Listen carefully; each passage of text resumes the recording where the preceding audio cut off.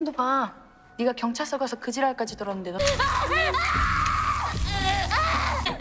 힘 빼지 마. Nagsimula ang episode 1 ng The Glory nang ipakita si Dong Yun habang nag-i-stapler siya sa dingding ng mga picture ni Yoonjin at ng mga kasamahan nitong nambuli sa kanya noon, at makikita din ang mga tila paltos ng mga pagkakapaso sa kanyang balat at inimagine niya na pumasok si Yoonjin sa kanyang kwarto ngunit hindi siya nakilala nito, at pagkatapos ay inimagine din niya na bigla niyang sinapak ng stapler si Yoonjin at sinabi niya dito na gagawin niya ang lahat upang mapatay niya ito. At pagkatapos ay sinabi din niya kay Yoonjin na gusto mo bang marinig ang buong kwento kung bakit muli siyang nagpakita. Nagsimula na siyang magkwento kung ano talaga ang mga nangyari. Noong 2004 high school pa lang siya ay nagsumbong siya sa mga polis tungkol sa ginawa sa kanyang pambubuli. Tinawagan ng hepe ng polis ang kababatang ina ni Yoonjin at sinabi nitong ibabasura niya ang kaso ng anak nito. Pagkatapos ay sinabi ng hepe kay Yoonjin na itigil na nito ang pambubuli sa kanyang mga kapwa estudyante. Ilang sandali ay dumating ang isang teacher at sinabi nito na siya ang tumatayong guardian ni Dong Yun. Pinagsabihan din niya ang kawawang si Dong Yun na bakit nagsusumbong pa ito sa mga pulis ng dahil lang sa isang simpleng prank. Nagalit ang ina ni Yoonjin hindi dahil isa siyang bully kundi dahil hindi niya kinaya ang isang mababang uri na si Dong Yun.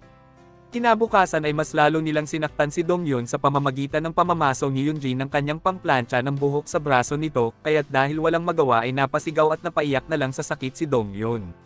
At pagkatapos ay inalipusta siya ni Yoonjin at sinabi na walang magagawa kahit na ang mga police teacher at kahit ang kanyang mga magulang at sinabing wala din siyang sariling bahay, at pagkatapos ay muli siyang pinagpapaso nito at pinaghahalikan ng kasamang lalaki ni Yoonjin.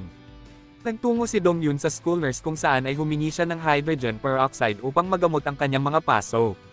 Nagtaka ang nurse kung bakit humingi siya ng hydrogen peroxide ngunit nagsinungaling si Dong Yun at sinabi niya na may natapon lang sa kanyang jacket kaya't ipanglilinis lang niya ito, ngunit tiningnan ng nurse ang kanyang braso kaya't nagulat ito nang makita ang mga paso sa kanyang balat. Tinanong niya si Dong Yun kung sino ang may gawa nito ngunit hindi na siya umimik. Sinabi ng nurse na tutulungan niyang magsumbong ito sa kanilang teacher ngunit naroroon din pala si Yoonjin, at inamin nito sa nurse na siya ang may kagagawan nito kay Dong Yun at ilang araw lang ay nag-resign na ang nurse. At sa kasalukuyan ay nakipagkita ito sa anak na babae ni Yoonjin at ikinwento nito ang ginawa sa kanya ni Yoonjin noon. At ipinakita ang isang flashback na sa pag-uwi ni Dong Yun ay nakita niya sa kanyang bahay sila Yoonjin na nagiinuman, at sinabi ni Yoonjin na nakita niya ang alkansya ni Dong Yun sa rice cooker kaya't nagmakaawa si Dong Yun na ibalik ang kanyang alkansya, ngunit sinabi ni Yoonjin na ibabalik lang niya ito kung sasayawan sila ni Dong Yun habang umiinom sila at kung ayaw niya ay papasuin ulit siya nito ng plancha sa kanyang makinis na mga binti. Pagkatapos ay naisip na ni Dong Yun ang magpakamatay ngunit ng akmang tatalo na ito ay bigla din itong napaatras at napaupo, kung saan ay naramdaman niya na namanhid ang kanyang mga paso ng dahil sa snow kaya't upang mawala ang mga kirot at sakit ay pinaglalagyan niya ito ng mga snow, at ipinakita din ang mga namumulang mga bagong paso sa kanyang mga binti habang tahimik na umiiyak sa gitna ng pag-ulan ng mga yelo, ibig sabihin na muli siyang pinaso nila Yoonjin. Nagdesisyon si Dong Yun na maghinto na sa kanyang pag-aaral ngunit nagalit sa kanya ang kanilang teacher dahil inilista niya ang pangalan ng mga mayayamang mga bully bilang kanyang dahilan, at pagkatapos ay ipinakita niya ang mga paso sa kanyang bisig, at sinabi niya na binabaliwala lang ng teacher ang mga bully kaya't nagalit ang teacher at inalis pa nito ang relo at pagkatapos ay pinagsasapak siya nito sa harapan ng mga teacher doon. Samantala ay nakipagkita ang ina ni Yoonjin sa nanay ni Dong Yun kung saan ay binigyan siya nito ng malaking pera bilang kasunduan. Pumirma ito ng mga papeles na sinasabi ang dahilan ng paghinto sa pag-aaral ni Dong Yun ay dahil sa pagkabaliw nito. Kinabukasan ay nalaman na lang ni Dong Yun na nilayasan na siya ng kanyang ina sa kanilang inuupahan, at doon ay nalaman niya ang ginawa sa kanya ng kanyang ina nang makita niya ang pinirmahan nitong settlement. Nagkaroon si Dong Yun ng ilang trabahong may kakarampot na sweldo upang mairaos ang kanyang buhay, ngunit dahil muling sumasakit na naman ang kanyang mga paso ay naisipan niyang tumalon na lang sa nagyayelong ilog, at sa kabutihang palad ay mas pinili na lang niya ang mabuhay. At sa huling pagkakataon ay muli siyang bumalik sa eskwelahan at isinumpa niya kay Yoonjin na muli silang magkikita, at sinabi niya kay Yoonjin na siya ang kanyang pangarap at pagkatapos ay umalis na ito. At sa taong 2006 hanggang 2008 ay ginamit ni Dong Yun ang mga panahong ito upang mag-aral kasabay ng kanyang pagtatrabaho upang masuportahan ang kanyang sarili kahit pa napapagalitan ng kanilang boss. At nagawa niyang makapagtapos ng high school upang makapag-aral ng college at patuloy pa din niyang iniisip ang makaganti kay Yoonjin. Nag-aral si Dong Yun ng college sa Echian University of Education at patuloy pa din siyang nagpaplano ng paghihiganti kay Yoonjin. Pagkatapos ay muling ipinakita na nakikipag-usap siya sa anak ni Yoonjin, samantala ay nagtatrabaho naman si Yoonjin bilang isang weather presenter sa isang TV station. Pinapanood siya ni Donghyun habang sinasabi nito ang mga salitang mata sa mata, ngipin sa ngipin at sugat para sa sugat, at ang nakapanakit ay magdaranas ng kaparehong sakit. Nagsimula ang episode 2 habang nasa cybercafe si Dongyu at online niyang sinusubaybayan ang mga nangbully sa kanya noon. Nalaman niya na naging isang flight attendant si Haejong at naging isang bad boy si Sun Myung, habang naging isang paint artist si Lee Sara na gusto na laging naka-high, samantala si Jaejoon ay nagmamay-ari naman ng isang store na tinatawag na Shesta at nagkaroon siya ng lihim na relasyon kay Yoonjin na ikakasal na sa ibang lalaki. Pagkatapos ay nakipagkita siya kay Songhee na dati niyang nakasama noon sa trabaho. Sinabi niya dito ang kanyang planong paghihiganti sa mga nambully sa kanya noong high school pa siya, ngunit pinayuhan siya ni Songhee na hindi maganda ang maghiganti, pero handa pa din si Songhee na tulungan siyang gawa ng bagong Instagram account upang masubaybayan niya ang gang, at kailangan niyang gawin ito ng buong ingat at dahan-dahan. Hindi naging madali kay Donghyun ang trabaho bilang isang tutor sa mga spoiled na rich kid dahil isang batang lalaki ang sinubukan siyang bastusin at ligawan, kaya't tinapos na niya ang kontrata dito, ngunit habang papaalis siya sa bahay ay bigla siyang bumagsak sa labas kaya't isinugod siya sa ospital. At sa ospital ay nakilala niya si Yeojung at sinubukan siyang tulungan nito, ngunit umalis siya sa ospital. Si Yeojung ay nagtatrabaho bilang intern sa ospital at nag-aalala siya sa resulta ng mga test ni Donghyun, kung saan ay nalaman niya na anemic pala ito, ngunit umalis si Donghyun ng ospital nang walang dalang reseta ng kanyang gamot, kaya't hinanap siya ni Yeojung sa pinapasukan niyang university. Noong una ay hindi siya pinapansin nito, ngunit kalaunan ay napansin ni Donghyun na sinusubaybayan siya ni Yeojung. Isang araw ay tinanong niya ito at sinabi ni Yeojung na binabantayan siya nito at kailangan na niyang uminom ng gamot at ingatan ang kanyang kalusugan. Samantala ay ang grandeng ikinasal na si Yoonjin habang palihim na pinapanood sila ni Donghyun. Pagkatapos ay nagkapalagayan na ng loob si Yeojung at Donghyun sa isa't isa at inaya siya nito na maglaro ng larong Go.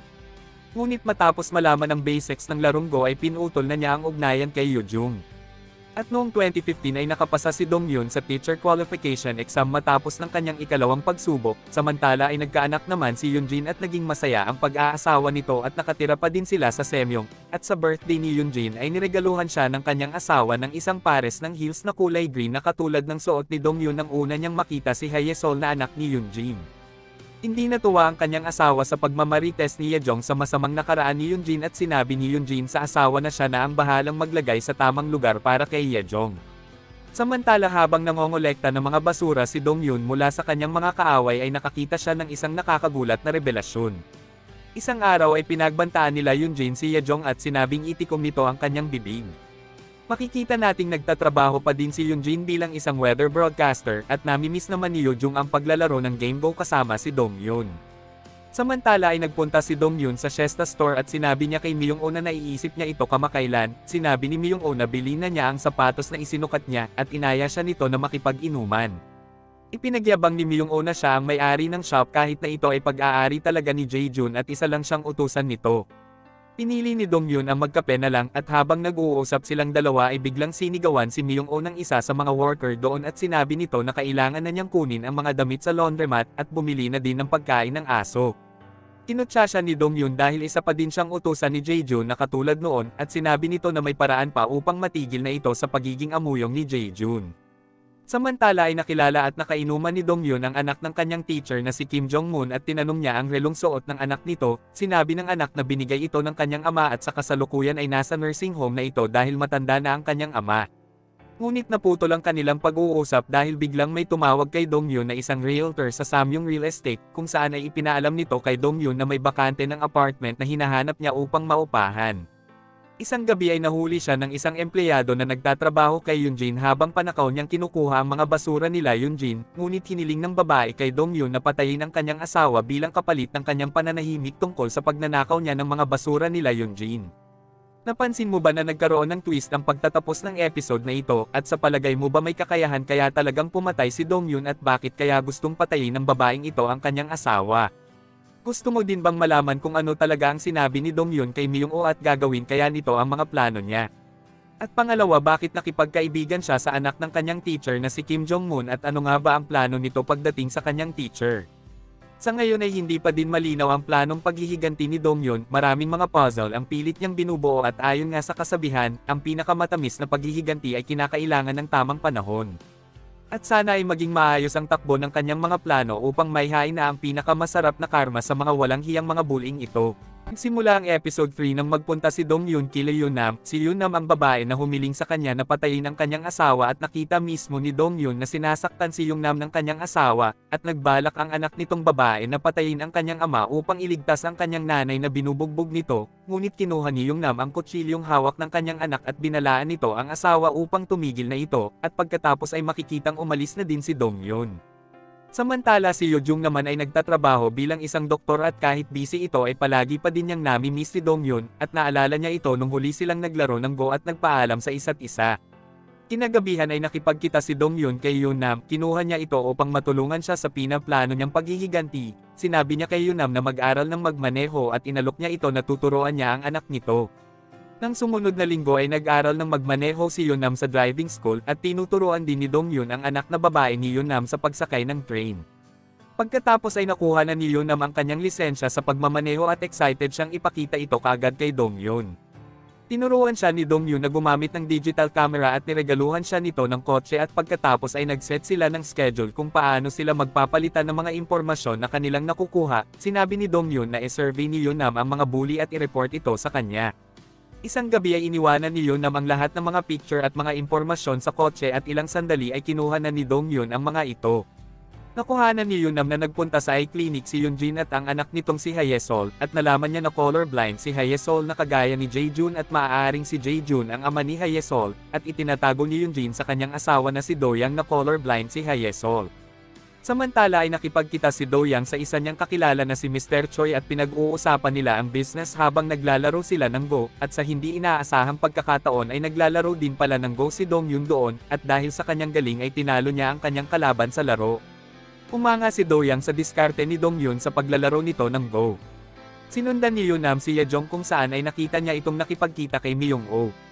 At isang araw ay nagkita si Yojung at Dong Yun sa train at pinag-usapan nila kung ano ang kanilang mga pinagkakaabalahan. Sinabi ni Yojung na ang paglalaro nila dati ng Go ang nagpasaya sa kanya noong nalulungkot siya, kaya't nagpasalamat ito kay Dong Yun at binigyan siya nito ng contact card. Samantala ay nakuhanan ni Yunam na may lalaki ang chairman ng eskwelahan na si Kim Shin, at nagamit ito ni Dong Yun pati na ang nakuha niyang basura upang ma-blackmail niya ang chairman at makuha siyang maging isang teacher ni Hyesol na anak ni Yunjin. Pagkatapos ay pinuntahan niya ang kanyang dating teacher na si Kim Jong-moon sa bahay nito. Nung una ay hindi siya nakilala ng dating teacher, ngunit nagulat ito nang makitang dumating ang kanyang anak at kakilala pala ito ni Dong Yun. Kinagabihan ay nakipagkita si Dong Yun kay Myung-oh sa rooftop ng inabandonang building. Ipinaalala niya kay Myung-oh ang tungkol sa isang batang babae na palagi din nilang binubuli noon, at ang pangalan nito ay Sohee na nakita niyang itinulak sa rooftop ding iyon at pinatay. Itinanggi ni Myung-oh ang tungkol sa pagpatay sa batang babae, ngunit sinabi sa kanya ni Dong Yun na makakakuha siya ng pera sa talagang pumatay. Bilang kapalit sa pangalan ng talagang pumatay kay Sohee ay binigyan siya ni Myung-oh ng mga hibla ng buhok na nakuha niya kay Jaejun, at pagkatapos ay nangako siya na tatawagan niya ito pagkatapos niyang makumpirma na buhok nga iyon ni Jaejun, at umalis na ito. Sa art exhibition ni Sara ay inimbitahan ni Yunjin ang kanilang gang sa dati nilang eskwelahan upang ipagdiwang ang kanyang nakuhang award. At sa award ceremony ay umattend ang bonggang maliban kay Myung-oh upang suportahan si Yunjin. Nagulat silang lahat nang biglang dumating si Dong Yun at hinarap sila nito mismo sa loob ng gym kung saan ay pinahirapan siya ng mga bullying ito dati. Nananatili pa din siyang relax, ngunit hindi madali ito kung tutuusin, lalo na sa gym na iyon na nagpapaalala ng mga ginawa sa kanyang pagpapahirap, at habang nanunood siya ay tinanggap ni Yunjin ang award at iniisip naman ni Dong Yun ang kanyang mga plano upang sirain ang pangarap na buhay na talagang pinlano ni Yunjin sa paglipas ng panahon. At makikitang matapos magpalakpakan ng lahat ay pumalakpak ng mag-isa si Dong Yun, kaya't nagtatakang napatingin sa kanya si Yunjin sa stage. Nagsimula ang episode 4 sa isang flashback noong 2012 kung saan ay naalala ni Dong Yun ang mga nambuli sa kanya sa gym pati na ang mga taong nakakaalam na walang mga ginawa.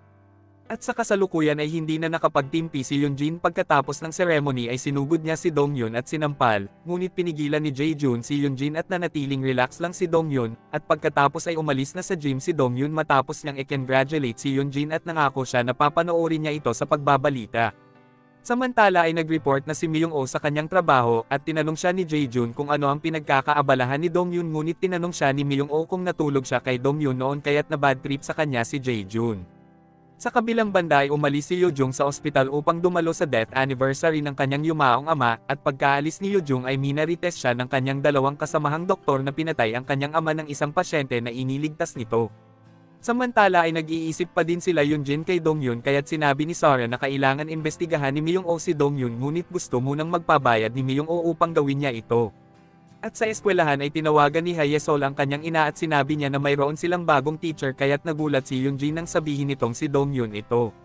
Samantala ay personal na ipinakilala ng chairman si Dongyun sa faculty ng eskwelahan ngunit minarites naman ng dalawang teacher na baka mistress ng chairman si Dongyun.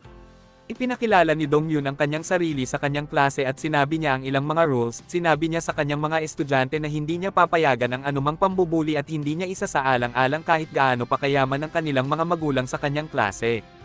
Nagmadaling nagtungo si Yunjin sa eskwelahan upang harapin si Dongyun, sinabi sa kanya ni Dongyun na hindi nagkataon na nagkita silang muli.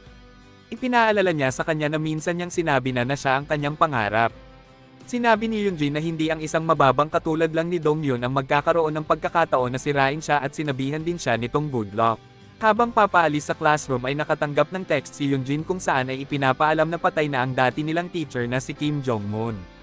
At sa isang flashback ay ipinakita kung ano ang nangyari nang bisitahin ni Dongyun ang kanyang dating teacher, dumating ang anak nitong si Sohan na tuwang-tuwa dahil naipasa nito ang unang bahagi ng school inspector exams. Pagkatapos ay naalala ng teacher kung sino si Dongyun at sinabi ni Dongyun kung ano ang pananakit na ginawa nito sa kanya, bigla siyang hinampas ng bulaklak ng teacher ngunit pinigilan siya ng kanyang anak at tinanong si Dongyun kung ano ang problema. Sinabi ni Dongyun na nagpasya siyang sabihin sa kanya bago siya mag-post sa opisyal na forum tungkol sa ginawa ng kanyang ama noong 17 years old pa lang siya. Nagpasya ang anak nito na gamitin ang sakit na hika ng kanyang ama kaya't naglagay ito ng maraming mga bulaklak sa kwarto upang patayin ito at palabasing hindi sinasadya. Habang naghihingalo at hindi makahinga ay sinabi niya dito na kapag kumalat ang chismis ay masisira ang kanilang reputasyon. At dahil napakalapit na niya sa kanyang mga pangarap ay hindi niya hahayaang maging hadlang ang kawalang hiyaan ng kanyang ama, at upang maiwasan ang isang napakalaking kahihiyan ay kailangan na niyang mamatay. At sa eskwelahan ay sinabi ni Yunjin kay Dongyun na huwag niyang gagalawin ang kanyang anak ngunit sinabi sa kanya ni Dongyun na siya na ang gumagawa ng patakaran ngayon, at sinabi din nito na kung ililipat niya ng school si Hyesol ay susundan pa din niya ito, dagdag pa niya na pahihirapan niya si Yunjin sa pamamagitan ng paggamit sa anak nito at wala itong magagawa. Samantala ay sinubaybayan ni Yonam si Yejong at iginuhit nito sa notebook ang cellphone password ni Yejong. Nakipagkita si Dongyun sa dating nurse sa eskwelahan na hiningan niya ng hydrogen peroxide noon upang ipanggamot sa kanyang mga paso, pagkatapos ay ipinadala ng nurse ang mga larawang nakunan nito ng mga paso ni Dongyun na dinanas niya sa kamay ng mga bully. Sinabi ng nurse na nakasuporta siya kay Dongyun noon sa kanyang paghihiganti at ngayon ay umaasa siyang maipanalo niya ito. Nakipagkita na si Dongyun kay Myung-oh at ibinigay niya dito ang drug account book ni Sara at impormasyon ng lalaking kinahuhumalingan ni Yejong. Tinanong siya ni Myung-oh tungkol sa resulta ng DNA ni Jae-jun, sinabi ni Dongyun na nagmatch nga ito at mayroong isang anak si Jae-jun ngunit ito ay kanyang barahang lalaroin. Pinapunta niya si Myung-oh sa isang punerarya at naniniwala ito na ang impormasyon na mula sa morgue ay kikita siya ng malaking pera. Pumunta nga ito sa morgue at sinabi sa kanya ng attendant na hawak pa rin nila ang katawan ni Sohee at tumanggi ang magulang nito dahil hindi sila naniniwala na nagpakamatay ito. Gustong tingnan ni Myung-oh ang bangkay ngunit sinabi sa kanya ng attendant na makipag-usap muna siya at humingi ng pahintulot sa pamilya ni Sohee. At sa bahay ay kinabahan si Yunjin kay Hyesol at iniisip niya na baka gawin din sa kanyang anak ang pagpapahirap na ginawa niya kay Dongyun. Samantala ay bumalik na si Dongyun sa lugar na pinaglalaroan niya ng Go at doon ay nakalaban niya ang asawa ni Yunjin na si Doyang, kinikilala siya ni Doyang kaya't misteryoso at maigsi niyang sinasagot ang mga tanong nito. Nanalo siya sa unang round at muli siyang hinamon nito para sa 50,000 na second round at dagling tinanggap ni Dongyun ang kanyang hamon. Nagsimula ang episode 5 ng subaybayan ni Yunam ang nanay ni Yunjin habang papaalis ito sa bahay ng shaman. Samantala ay nakita ni Doyong si Dongyun na kumakain sa isang convenience store pagkatapos nilang maglaro ng Go game kaya't pinuntahan niya ito at kinausap. Paulit-ulit niyang tinanong si Dongyun kung bakit gusto nito ang game Go. Sinabi ni Dongyun na gusto niya ito dahil sumasabak siya sa isang matinding labanan ng nakatahimik lang at gusto din niyang sirain ang bahay ng isang tao upang manalo. Kaya't nawalan ng kibo si Doyong at ibinigay na lang nito ang kanyang contact number at hiniling nito na makipaglaro ulit kay Dongyun sa susunod. Sinulatan ni Yunam si Dongyun at sinabi nito na mas madaling mapredict si Yejong dahil laging nakababad ito sa cellphone at susubukan niyang nakawin ang cellphone nito. Iniling ni Yunam na makipagkita si Dongyun sa kanya ng personal upang maibigay ang mga impormasyong nakuha niya tungkol sa ina ni Yongjin. Sinabi ni Dongyun na mag-ingat siya lalo na kapag sinusundan niya ang hepe ng polis na si Yongjun at nangako naman si Yunam na magiging mas maingat siya. Samantala ay pinuntahan ni Yongjin ang principal upang pag-usapan ang tungkol sa trabaho ni Dongyun bilang guro sa eskwelahan, at laking gulat niya nang malaman niya sa principal na kilala ni Dongyun ang chairman. Tinanong niya ang principal kung pwede niyang makita ang resume ni Dongyun. Sinabi ng principal na maingat sila sa mga private information, ngunit pumayag din naman ito. Pagkatapos ay tiningnan niya si Haesol sa klase nito kung saan ay nakita niyang may hawak na gunting si Dongyun, ngunit nang makita siya ng anak ay nginitian niya ito.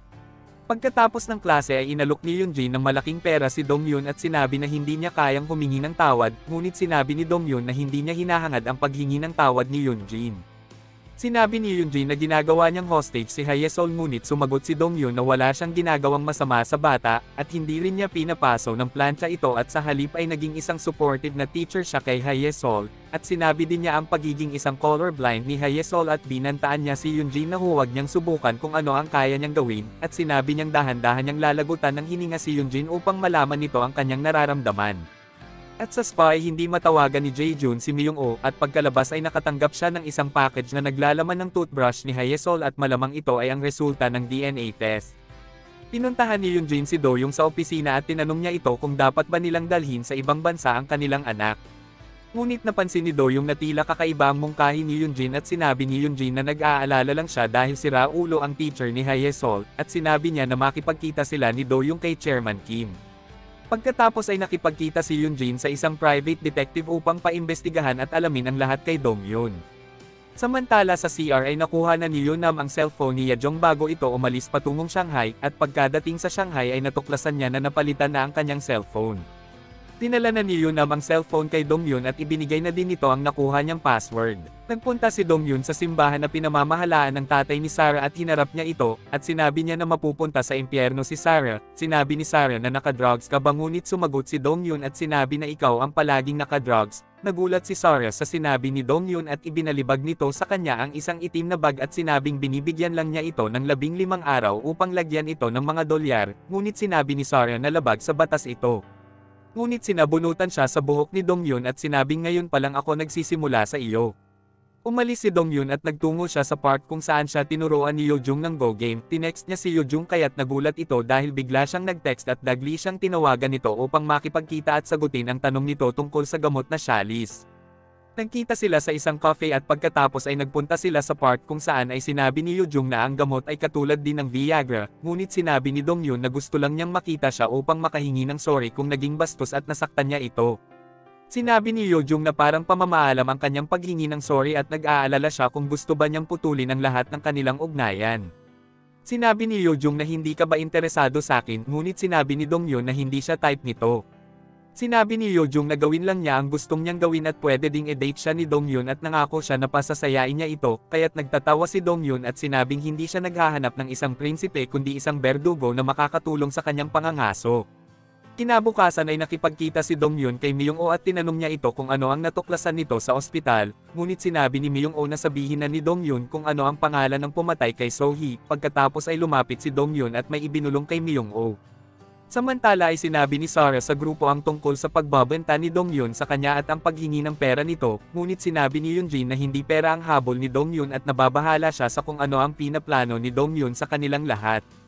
Ngunit tila hindi nag-aalala si Jae-jun tungkol sa planong paghihiganti ni Dongyun at patuloy lang nitong kinukumusta ang kalagayan at pag-aaral ni Haesol. Nag-book si Myung-oh ng one-way ticket papuntang Vladivostok. Bago siya umalis ay tinawagan niya ang lahat ng member ng gang at si Do-young. Nag-set siya ng date upang makipagkita sa bawat isa sa kanila. At nagtapos ang episode nang biglang may kumampas na isang tao sa ulo ni Myung-oh, at pagkatapos ay makikitang naglalagay si Dongyun ng elastoplast bandage sa isang papel, at makikita din ang salitang nakasulat sa papel na ang ibig sabihin na ako ay patay na. Nagsimula ang episode 6 kung saan ay nagpunta si Yongjin at ang kanyang ina sa shaman upang makahanap ng solusyon sa problema tungkol kay Dongyun.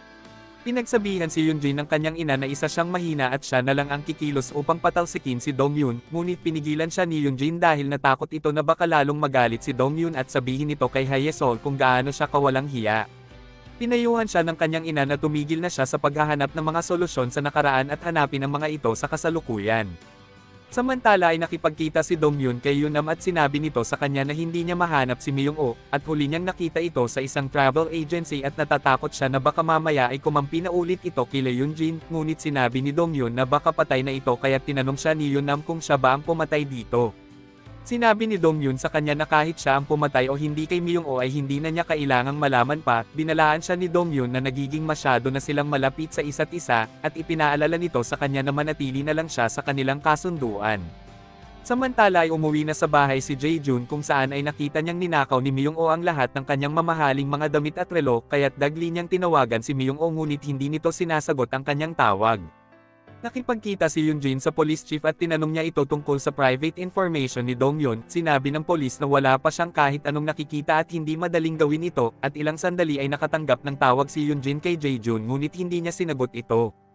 Samantala ay humingi ng tulong si Dongyun kay Gusong upang malaman kung umalis ng bansa si Myung-oh ayon sa plano nito, kaya chinek ito ni Gusong at nalaman niya na hindi ito umalis ng bansa. Kaya't nag-isip si Dongyun kung anong hakbang ang dapat niyang gawin sa pagkawala ni Myung-oh at nagpasya siya na puntiryahin at gamitin si Do-young sa kanyang plano. Samantala ay tinapos ni Do-young ang proyekto ng paggawa ng malakihang go-board game sa isang rooftop. Nahihirapan naman si Sara na kunin ang mga drugs kay Myung-oh dahil hindi pa din ito sumasagot sa kanyang mga text. Hinahanap din ni Yejong si Myung-oh matapos niyang matanggap ang sulat na isisiwalat nito ang kanyang mga sikreto, at dahil malapit na siyang ikasal ay ayaw niyang masira ito ni Myung-oh. Habang nagmamaneho si Dongyun ay bigla siyang tinawagan at sinundan ni Yunam at sinabi nito na may sumusunod sa kanya, kaya't agad na pinatakbo ng matuli ni Dongyun ang kanyang kotse at nagawa niyang maaksidente ang sumusunod sa kanya, at pumayag ang mga ito na makipagayos na lang at magbayad si Dongyun sa kanila. Kinuha ng lalaki ang number ni Dongyun at sinabing makipagkita siya kung ibibigay na niya ang bayad. Pagkatapos ay nakipagkita siya kay Yunam at sinabi ni Yunam na sinusundan niya si Jae-jun sa eskwelahan nang makita niya na may sumusunod sa kanya, kaya't nahiya si Dongyun dahil pinag-isipan niya na hindi mapagkakatiwalaan si Yunam dahil inakala niyang sinusundan siya nito, kaya't dagli siyang humingi ng sorry kay Yunam kaya't nagkaayos na silang dalawa. Samantala ay tinanong ni Jae-jun si Yejong kung alam niya ang birthday ni Haesol. Sinabi niya kay Yejong na naniniwala siya na anak niya ito kaya't sinabihan siyang siraulo ni Yejong dahil hindi lang naman siya ang lalaki ni Yunjin. Sa kabilang banda ay nakatanggap ng sulat si Do-young mula kay Myung-oh, at nagpunta ito sa golf club ni Jae-jun upang maitanong kung saan makikita si Myung-oh, at tinanong siya ni Jae-jun kung pinadalan din ba siya ng sulat ni Myung-oh ng pagbabanta nito. Sinabi ni Jae-jun na hinahanap din niya si Myung-oh at nagpalitan sila ng kanilang mga calling card at nangako sila na ipaalam sa isa't isa kung may makakakita kay Myung-oh. At habang nag-uusap ay napansin ni Do-young ang brand ng sigarilyo ni Jae-jun na katulad din ng sigarilyo ni Yunjin. Pagkatapos ng kanilang pag-uusap ay nag-iwan ng message si Jae-jun sa cellphone ni Myung-oh at sinabi na papatayin niya ito kung ang tunay na pagkakakilanlan ni Haesol ang motibo ng kanyang pagbabenta. Ilang sandali ay nakuha na niya ang resulta ng DNA test kung saan ay nalaman niya na tunay niyang anak si Haesol. At sa ibang lugar ay lumipat si Yojung sa Semyong at umupa siya doon ng bahay. Pagkatapos ay nag-text siya kay Dongyun kung saan ay sinabi nito na hindi nila natapos ng maayos ang kanilang paglalaro ng Go game, at habang nagpapagawa ng kanyang sasakyan ay nakita niya ang mga taong nagluluto ng bacon sa isang kawali, kung saan ay naalala niya ang tunog ng pagsunog sa kanyang balat ang kanyang pag-iyak at pagsigaw ng tulong, kaya't nabitawan niya ang kanyang cellphone at napaluhod sa sahig. Pagkatapos ay nagpunta siya kay Yejung at sinabi niya dito ang tungkol sa plano niyang paghihiganti. Sa una ay nag-alala si Yejung kung paano makakaapekto sa kanya ang binabalak niyang paghihiganti, ngunit nagbago ang isip nito nang ipakita ni Dongyun ang lahat ng kanyang peklat sa buong katawan, kaya't mangiyak-ngiyak sa awa na di makapaniwala sa nakita si Yejung at nangako ito sa kanya na tutulungan niya ito upang hantingin ang mga bully, at pumayag ito na maging isang berdugo ni Dongyun at sinabi ni Yejung na sabihin lang niya kung kailan at saan siya mag-uumpisa. Sobrang nakakaiyak ang eksenang ito na para kang binagsakan ng langit at lupa ng dahil sa awa sa sinapit ni Dongyun sa kamay ng mga mayayaman at walang hiyang mga bully. Nagsimula ang episode 7 nang bigyan siya ni Yejung ng itim na blanket dahil madumi ang kanyang coat at pagkatapos ay sinabi ni Dongyun kung bakit siya interesado kay Do-young dahil gusto niyang makasigurado na kapag natapos na siya sa kanyang paghihiganti ay gusto niyang makitang nag-iisa na lang si Yunjin. Ibinigay ni Yejung ang password ng kanyang apartment kay Dongyun at sinabi niya na pwede siyang pumunta dito kahit kailan niya gusto, at sinabi din nito na masaya siya bilang berdugo ni Dongyun. Samantala ay tinitingnan ni Do-young ang mga picture nila Yunjin noong high school pa lang ang mga ito at inaalam niya ang relasyon nito sa mga kaibigan. Pagkatapos ay tinanong niya kay Yunjin kung palagi niyang nakakausap sila Jae-jun at Myung-oh. Sinabi ni Yunjin na hindi niya ka-close si Myung-oh at tinanong niya si Do-young kung pinagbabantaan siya nito. Napansin ni Do-young na kahina-hinala ang sagot ni Yunjin kaya't sinabi niya na pareho sila nang isinagot ng kanyang mga kaibigan nang mabanggit niya si Myung-oh. Pagkalabas ay tiningnan ni Yunjin ang mga lokasyon na pinuntahan ni Do-young kamakailan at nalaman niya na nanggaling si Do-young sa golf course ni Jae-jun. Samantala ay nagpatuloy si Yeonnam na mag-spy kay Yunjin kaya't pinuntahan niya ang Xiaomen na pinupuntahan ng ina nito, ngunit wala siyang nakuhang mahalagang impormasyon doon. Tinulungan din niya si Dong-yoon na malaman ang totoong motibo ng mga lalaking sumusunod sa kotse nito na gustong mangikil ng pera, kaya't sinundan niya ang mga ito pagkatapos makuha ang pera kay Dong-yoon, kung saan ay nalaman niya na mga polis pala ang mga ito na ka-close ng pamilya ni Yunjin.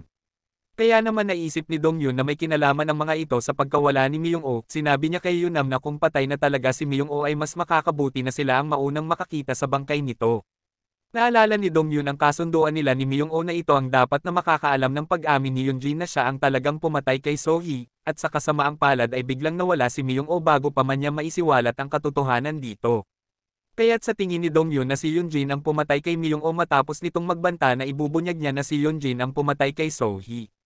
Sa pag-alis ni Yejung sa ospital ay naiwan ang kanyang ina upang asikasuhin ang mga pang-araw-araw na gawain. Laking gulat ng ina ni Yejung nang makatanggap siya ng isang sulat mula sa lalaking pumatay sa kanyang asawa. Ito ay nasa isang bilangguan at nagpapadala ito ng mga sulat kay Yejung na nagsasabi kung paano siya nasisiyahan sa pagpatay sa ama nito. Samantala ay patuloy pa ding nagdadala ng galit at sakit si Yejong sa pagkawala ng kanyang ama kaya't naiisip niya minsan na sinasaksak niya ang pumatay sa kanyang ama. Nakipagkita si Dong-yoon kay Sora sa simbahan ng ama nito upang kuhanin ang pera na kanyang hinihingi. Sinabi ni Sora na mapupunta siya sa langit dahil humingi na siya ng tawad, ngunit kinutya siya ni Dong-yoon at sinabi nito sa kanya na asa pa siya na makakapunta pa ng langit dahil gagawin niyang impyerno habang nabubuhay ito. Tinanong siya ni Sora kung ano ang binabalak niyang gawin ngunit umalis na si Dong-yoon nang hindi sumasagot. Pagkatapos ay sinabi ni Dong-yoon sa anak na babae ni Yeonnam na pag-aaralan niya sa US ito dahil hindi na siya makapagtuturo pa sa kanya at plano niyang gamitin ang perang kinuha niya kay Sora. At sa eskwelahan ay nalaman ni Do yung kay Haesol na kaklase pala ni Yunjin sa high school ang teacher nito, kaya't lalong naging mas interesado siyang malaman ang tungkol sa teacher ni Haesol at nangako siya dito na a-attend siya sa paparating na daddy's event ng anak. Samantala ay nag-aalala si Jae-jun sa kung anong klase ng lalaki si Do-young kaya't tinanong niya si Yejong habang nagsusukat ito ng wedding dress. Sinabi ni Yejong na isang mabuting tao si Do-young. Nag-aalala din si Yejong dahil dismayado siya sa mga nakaka-iskandalong mga picture na pinadala sa kanya ni Myung-oh, kaya't pinuntahan niya ang apartment ni Myung-oh ngunit nakita niya din doon si Sora. Pagkatapos ay nakita ni Sora ang kanyang mga droga doon. Ipinakita ni Sora ang plane ticket at sinabi niya na nagpaplano si Myung-oh na umalis ngunit tila nawawala naman ito. Pagkatapos ay sinabi nila ito kay Yunjin ngunit sinabi ni Yunjin sa kanila na i-report nila ito sa pulis kung nag-aalala sila kay Myung-oh. Pinag-usapan nila nang huli nilang makita si Myung-oh ngunit umalis si Yunjin. Sinubukang hindi magpahalata ni Yunjin ngunit makikitang nanginginig ito. Nag-alala si Yunjin sa pinag-usapan ni Do-young at Jae-jun kaya't pinuntahan niya si Jae-jun sa bahay ngunit wala ito doon. Sinubukan niyang tawagan ito ngunit hindi naman siya sinasagot ni Jae-jun. Pagkatapos ng ilang text sa wakas ay tumawag na ito kaya't nag-set sila ng schedule upang magkita. Samantala ay sinabi ni Jae-jun kay Haesol na mula ngayon ay paprotektahan na kita. Pagkatapos ay kinausap niya ang kanyang lawyer at pinag-usapan nila kung paano niya makukuha ang kanyang karapatan bilang isang ama ni Haesol, ngunit sinabi ng kanyang abogado na wala siyang pagkakataon na kilalanin bilang ama ng bata maliban lang kung magdi-divorce sila Yunjin at Do-young. Pagkatapos ay nagkita sila ni Yunjin at sinakol niya ito nang dahil sa galit at sinabi nito ang tungkol kay Haesol. Nashock si Yunjin kaya't nakipagtalik siya kay Jae-jun upang huminahon ito. Samantala ay sinubukan naman ni Yejong na kuhanin ang loob ng kanyang magiging biyenan. Mukhang mahihirapan si Yejong dito dahil kakilala ng matanda si Dong-yoon at sinabi nito na sana si Dong-yoon na lang ang mapapangasawa ng kanyang anak, kaya't naisip ni Yejong na tagilid siya kay Dong-yoon at humiling siya na makausap ito. Samantala ay naganap na ang daddy's event sa klase nila Haesol kung saan ay umattend pareho sila Do-young at Jae-jun. Sinabi ni Jae-jun kay Do-young na kaya siya nandoon ay dahil binisita niya ang dati niyang kaibigan noong high school. Laking gulat ni Do-young nang malaman niya na si Dong-yoon pala ang tinutukoy nitong kaibigan na teacher, at pagkatapos ay sinabi ni Jae-jun kay Do-young na mayroon ka din bang isang bagay na kinuha sa iyo, at ilang sandali ay sinabi na ni Dong-yoon na magsisimula na ang klase. Nagsimula ang episode 8 kung saan ay nagmakaawa at nakiusap si Yejong kay Dongyun bilang kapalit ng hindi nito pakikialam sa kanyang nalalapit na kasal. Ibinalik ni Dongyun ang ipinalit ni Yonam na cellphone ni Yejong at sinabi niya dito na marami siyang natuklasan sa cellphone. Kaya't nalaman ni Yejong na si Dongyun pala ang nag-send sa kanya ng mga nakaka-eskandalong mga picture, pagkatapos ay sinabi ni Dongyun kung paano may liligtas ni Yejong ang kanyang sarili at inutusan niya ito na i-report ang pagkawala ni Myung-oh. Samantala ay nakita ni Do yung na kinakawayan ni Jae-jun si Hyesol kaya't sinita niya ito at sinabi kung ano ba talaga ang binabalak niyang gawin, ngunit tinanong siya ni Jae-jun kung nahanap na niya si Myung-oh, sumagot si Do yung na hindi na kailangan dahil alam na niya kung bakit. Maaaring napagtanto na ni Do yung na hindi siya ang talagang ama ni Hyesol. Nakita ni Dongyun si Jae-jun sa labas ng eskwelahan kung saan ay naalala niya kung paano siya hinaras nito at ni Myung-oh noon, tinanong siya ni Jae-jun kung nagpaplano ba siyang maghiganti at sinabi nito na hindi niya kayang pigilan ang kanyang mga plano at ginalit niya ito kaya't sinampal siya ni Dongyun, pagkatapos ay binalaan siya nito na layuan niya si Hyesol ngunit binalaan din niya si Jae-jun na huwag niyang tulungan si Yunjin. At kung gusto niyang maprotektahan si Hyesol ay dapat niyang ituring na kakampi siya pagkatapos ay sinabi niya na siya ang nagpadala ng toothbrush ni Hyesol, ibinigay niya ang drawing na bulaklak ni Hyesol na walang kulay na nagpapatunay na namanan nito ang pagiging color blindness ni Jae-jun. At sa bahay ay sinabi ni Hyesol kay Yunjin na nagpunta si Do-yung sa daddy's event sa eskwelahan kaya't natakot ito nang malaman niya na nagpunta din si Jae-jun doon. Samantala ay lihim na nakipagkita si Do-yung kay Yejong at tinanong niya ito tungkol sa kung ano ang relasyon ni Yunjin at Dongyun. Sinabi ni Yejong na sobrang binuli ni Yunjin si Dongyun noong high school sila dahil napakasama ni Yunjin kaya't huminto sa pag-aaral si Dongyun. Sinabi ni Yejong na tanungin ni Do-yung si Yunjin tungkol kay Dongyun at sa iba pang mga taong binubuli nito. Iniling ni Yejong kay Do-yung na sabihin kay Dongyun na siya ang nagsabi sa kanya tungkol sa nangyari sa kanya noon. Kaya't naunawaan na ni Do yung nang sabihin ni Dongyun dati na inilaan niya ang kanyang buhay para sa isang bagay. Samantala ay nagkataon na nagkita si Do yung at Yejong sa bagong Go Match Place na kanyang ipinagawa. Sinabi ni Yejong sa kanya na lumipat siya sa isang bayan kamakailan upang maipaghiganti ang isang tao, sinabi din niya na isa siyang surgeon at ibinigay ang kanyang contact number. Ilang sandali ay sinabi niya kay Dongyun ang pagkikita nila ni Do-yung. Pagka-uwi sa bahay ni Do-yung ay tinanong niya si Yunjin kung ano ang relasyon niya kay Dongyun. Sinabi ni Yunjin na magkaiba sila ng mundo ni Dongyun at napag-usapan nila ang hindi nila pagkakaunawaan kaya naging maayos naman sa kanila ang lahat. Tinanong niya si Do-yung kung ano ang sinabi sa kanya ni Dongyun ngunit sinabi nito na hindi naman niya ito nakakausap. Tinanong siya ni Do-yung kung paano niya inayos ang pagkakaiba nila ni Dongyun, ngunit hiniling ni Yunjin na huwag makinig sa ibang tao at magtiwala sa kanya dahil 12 taon na silang nagsasama. Pagkatapos ay binalaan niya ito na huwag na nitong buksan ang Pandora's Box o ang kanyang masamang nakaraan, at sisiguraduhin niyang ligtas ang kanilang anak at pananatilihin niyang nakasarado ang kanyang Pandora's Box. Kinabukasan ay tinanong siya ni Jae-jun kung mahal niya si Do-yung, inamin ni Yunjin na mahal niya ito at hindi pa siya handang makipag-divorce. Sinabi sa kanya ni Jae-jun na nandito lang ako para sayo, ngunit sinabi ni Yunjin na maaaring hindi siya matanggap ni Do-yung kapag nalaman nito ang katotohanan tungkol sa kung sino talaga siya. Pagkatapos ay nakatanggap siya ng tawag mula sa hepe ng pulis at sinabi nito na makipagkita siya sa susunod na araw. Sinabi sa kanya ng hepe na isang mabuting mamamayan si Dongyun ayon sa kanyang pribadong investigasyon. Tinanong ni Yunjin ang ina ni Dongyun at binabalak niyang gamitin ito laban kay Dongyun at may mga tauhan din ng hepe na sumusubaybay sa ina ni Dongyun ngunit hindi na nagdetalye pa ang hepe. Samantala ay gustong malaman ni Dongyun ang tungkol sa passcode ni Yejong kaya't tinanong niya ito, ngunit naputol ang eksena kung saan ay pinuntahan ng ina ni Yejong sa bilangguan ang pumatay sa kanyang asawa, at binalaan niya ito na huwag nang magpadala ng isa pang liham ng panunuya sa kanyang anak. Samantala ay ini-report na ni Yejong ang pagkawala ni Myung-oh kaya't nagalit ang lahat sa kanya, nagalit si Sore dahil maaaring iniligay ni Yejong ang paggamit niya ng droga sa radar ng mga pulis kapag nagsimula na itong mag-imbestiga. At nangako siya na papatayin niya si Yejong kapag natiktikan siya ng mga pulis. Sa kabilang banda ay sinabi ni Dongyun kay Yunam na ikuha na ng passport ang kanyang anak upang makalayo na ito at makapag-aral sa US kung papatayin na niya ang ama nito. Sinabi din niya na mawawala sa kanya ang kanyang anak kung magpapatuloy sila sa planong patayin ang kanyang asawa at tinanong niya ito kung gusto na niyang huminto. Samantala ay tinawagan siya ni Do-yung at sinabi nito na magkita sila. Nang magkita sila ay sinabi nito sa kanya na may tanong siya sa kanila ni Yunjin at gusto niyang munang mapakinggan ang panig ni Dongyun dahil sinabi niya na siya ang biktima, at tinanong din siya nito kung saan siya nakatira. Samantala ay natuklasan ni Yoonjin na nakatira si Donghyun sa apartment sa labas mismo ng kanilang bahay, at binayaran niya ang isang lalaki ng malaking halaga upang makapasok siya sa bahay at laking gulat niya nang makita niya sa dingding ang mga larawan nilang mga bully at mga taong malapit sa kanya. Kaya't naisip niya na hindi lang niya basta binuli lang si Donghyun at pinatay na din sana niya ito noon. At habang naninigarilyo at nakatingin sa mga picture sa dingding ay biglang dumating si Do-young kaya't laking gulat ni Yoonjin nang makita niyang pumasok ito sa kwarto. Samantala ay nagpunta si Yejung sa morgue upang tingnan ang isang bangkay at makikita naman si Donghyun na gumawa ng kanyang first move sa go board. Dahil season 1 pa lang ito kaya't marami pa din tayong mga katanungan na gusto nating masagot. Paano kayang nalaman ni Donghyun na pinasok ni Yoonjin ang kanyang bahay, sa kanilang dalawa sino ang papanigan ni Do-young, ipagpapatuloy pa din kaya ni Yeonnam na ipapatay ang kanyang asawa at kaninong bangkay ang tiningnan ni Yejung sa morgue bangkay kaya ni So-hee o kay Myung-oh. At sana ay masagot na ang mga katanungang ito kapag nagkaroon na ng Season 2 ng The Glory. Ikaw ano ang mga nag-iinit at pumapasong katanungan sa iyo?